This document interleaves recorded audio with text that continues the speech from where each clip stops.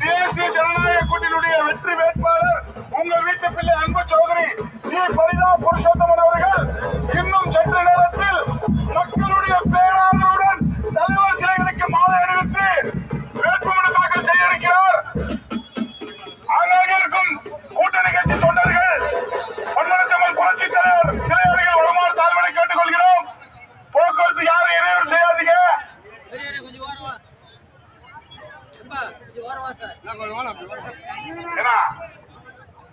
இந்த பக்கம் போனா இந்த பக்கம் ரெண்டு